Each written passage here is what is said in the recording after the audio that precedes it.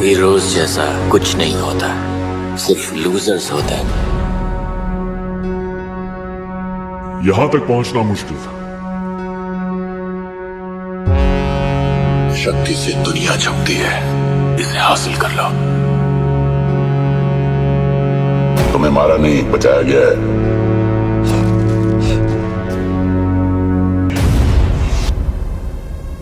किस परेशानी में फंसा है काल?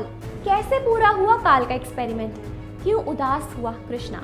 तो दोस्तों, जैसा कि हमने आपको अपनी लास्ट वीडियो में बताया था कि कैसे कृष्णा ने प्रिया को अपने पहले सपने के बारे में बताया, जिसमें उसने काल के एक्सपेरिमेंट को देखा, जहां काल ने उसके पिता रोहित मेहरा और अपने डीएनए को एक साथ फ्यूज किया, जिसके बाद उसने उनमें कई सारे जानवरों के डीएनए को भी फ्यूज करना स्टार्ट कर दिया। लेकिन एक साइंटिस्ट के कहने पर वो रुक गया जब उसे ये पता चला कि इतने ज्यादा डीएनए को आपस में फ्यूज करने से जो बीइंग बनेगा वो पॉसिबली हमारे कंट्रोल में ना हो और ना ही वो अपने कंट्रोल में होगा। तो ऐसे में हम चाहते हुए भी उसे अपने लिए इस्तेमाल नहीं कर पाएंगे। अब यहाँ कृष्णा का सपना टूट जाता है और उसकी ये बात अधूरी रह जाती है कि इसके बाद कैसे काल ने अपना एक्सपेरिमेंट पूरा किया। लेकिन प्रिया के पूछने पर कृष्णा कहता है कि शुरुआत में मैंने भी यही सोचा था प्रिया कि शायद काल कभी सक्सेस हुआ ही नहीं, लेकिन कुछ दिन बाद मुझे फिर एक सपना आया जहां मुझे दिखा कि काल अपने साइंटिस्ट के साथ एक दूसरी लैब में काम कर रहा है, जहां पापा भी मौजूद है और वो उनकी मदद से एक ऐसी टेक्नोलॉजी बिल्डअप कर रहा है जिसे वो पैदा होने वाले बच्चे में डाल सके, जिससे वो हमेशा उनके कंट्रोल में रहे।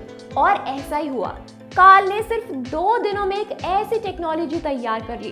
उसने एक ऐसे डिवाइस बनाई जिसमें काल की सारी मेमोरीज के साथ साथ उसके कॉन्शियस और सबकॉन्शियस माइंड का सारा डाटा उसने स्टोर कर लिया। यहाँ तक कि उसने इस डिवाइस को ऑल टेक बनाया जिससे वो नेचुरल ब्रेन से कनेक्ट करे और किसी को भी ऑर्डर दे सके। काल ने इस डिवाइस को बॉडी से कनेक्ट किया और दोबारा अपने एक्सपेरिमेंट तक स्टार्ट कर दिया। वो एक के बाद एक डीएनए को फ्यूज करता गया और कमाल की बात ये थी कि उसकी इस ऑल टेक की वजह से जो एबिलिटीज उस बीइंग में जनरेट होने वाली थी वो और भी ज्यादा अपग्रेड हो जाती है।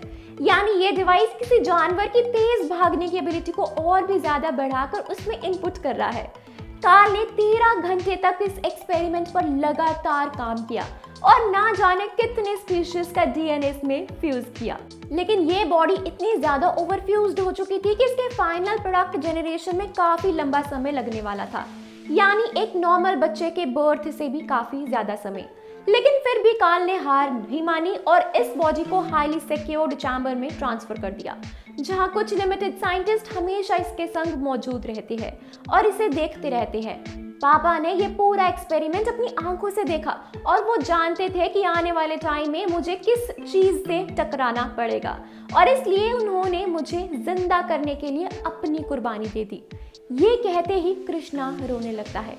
प्रिया उसके कंधे पर हाथ रखती है और उसे कहती है, हो सकता है पापा इसलिए आज भी तुम्हारे साथ है, हो सकता है वो इसलिए तुम्हारे पास है और उन्हें पता था कि शायद कृष ही उसका बेटा है, इस राक्षस से लड़ने के काबिल होगा, शायद इसलिए उन्होंने ये कदम उठाया हो। अब फिलहाल यहाँ कृष्णा का दूसरा सपना खत्म हो जाता है, लेकिन अभी भी प्रिया के ऐसे कई राज जानना बाकी है जो सिर्फ कृष्णा को पता है और बहुत जल्द ही हम इन सभी राज से पर्दा उठाएंगे। बस थोड़ा सा वेट कीजिए। चल दोस्तों, क्या कहना है आपका इस कहानी के बारे में, हमें कमेंट्स में जरूर बताएं।